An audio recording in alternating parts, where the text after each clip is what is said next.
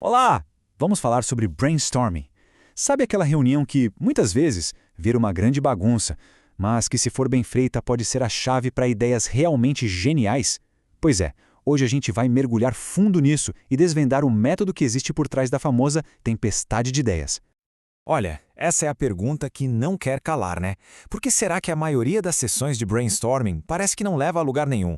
Aquela sensação de sair de uma reunião dessa sem uma única ideia concreta é muito frustrante e, vamos combinar, acontece bastante por aí. E a resposta para essa pergunta pode estar bem aqui, nesse contraste. O grande mito é que brainstorming é só um bate-papo solto, meio bagunçado, sem regra nenhuma. Mas a realidade é bem diferente. Na verdade, é um método disciplinado e com uma estrutura super clara. Entender essa diferença já é meio caminho andado. Então, vamos começar por aí, desconstruindo de vez o mito do brainstorming. Afinal, o que é brainstorming de verdade? A técnica foi criada lá nos anos 30 por um cara chamado Alex Osborne. E o nome em inglês já diz tudo: tempestade cerebral. O ponto mais importante é este. O princípio fundamental é separar completamente o momento de gerar ideias do momento de criticar essas ideias. A regra de ouro é simples. Primeiro, a gente joga tudo na mesa, acumula o máximo de ideias possível. Só depois, bem depois, é que a gente vai filtrar. O objetivo final é exatamente este. Um brainstorming bem feito não tem nada a ver com caos. Pelo contrário, é sobre criar um caminho estruturado que leva a um bom trabalho em equipe, à qualidade e, no fim das contas, ao sucesso. É um processo com um propósito bem definido. Ok, mas como a gente chega nesse resultado? A resposta está nas regras. E olha, elas não são opcionais. Vamos conhecer agora as 4 regras de ouro que sustentam o método todo. São só 4, mas são elas que transformam uma conversa qualquer em um brainstorming que funciona de verdade. A primeira, e talvez a mais importante, crítica zero. Julgamentos estão proibidos durante a fase de geração. Nada de, isso não funciona. Segunda, liberdade total. Ideias que parecem malucas, absurdas, são super bem-vindas. É daí que saem as inovações. Terceira, foco na quantidade. O objetivo aqui é volume. Quanto mais ideias, maior a chance de uma delas ser genial. E por último, a quarta, combinar e melhorar. É super incentivado pegar carona na ideia de outra pessoa, construir em cima, juntar 2 ideias numa só. Isso é ouro. Agora que já sabemos as regras, como a gente aplica isso na prática? Bom, existem várias formas. Vamos dar uma olhada em 3 técnicas bem poderosas, cada uma ideal para um tipo de situação. A primeira delas é o brainwriting. Essa técnica é simplesmente perfeita para aquelas equipes onde sempre as mesmas pessoas falam, sabe? Ou quando tem gente mais tímida no grupo. É basicamente um brainstorming silencioso. E o processo é super simples. Primeiro, cada pessoa anota umas 3 ideias num papel.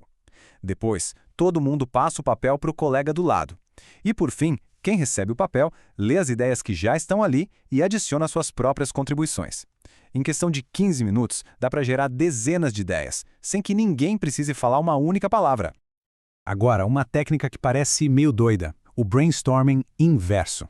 A ideia aqui é resolver um problema tentando descobrir como piorar esse problema. Parece loucura, né? Mas funciona que é uma beleza. Olha só o poder dessa pergunta. Em vez de se perguntar como a gente pode melhorar o atendimento, a pergunta vira como a gente pode destruir a experiência do cliente. As respostas, tipo demorar 1 hora para atender ou tratar mal no telefone, quando a gente inverte, elas viram um plano de ação super claro do que não fazer e, consequentemente, do que precisa ser feito.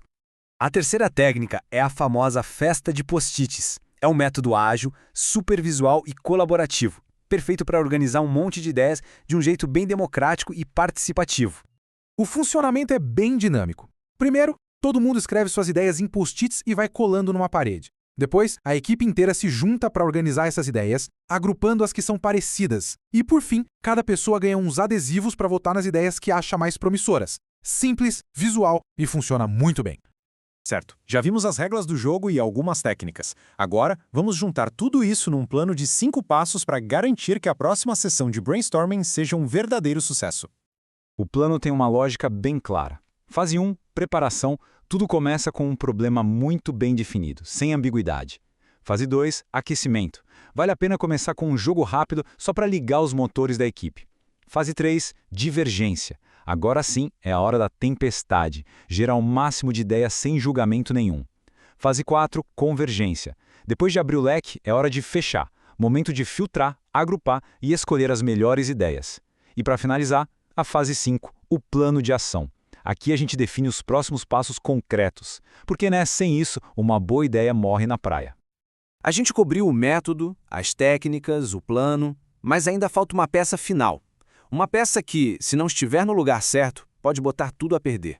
Qual será a verdadeira chave para o sucesso de um brainstorming? E aqui está a dica de ouro. A peça mais importante de um brainstorming não é a ideia mais brilhante, mas sim quem está moderando a sessão. É essa pessoa que vai garantir que as regras sejam seguidas, que os mais falantes não dominem tudo e que os mais quietos se sintam seguros para contribuir. O papel do moderador é fundamental.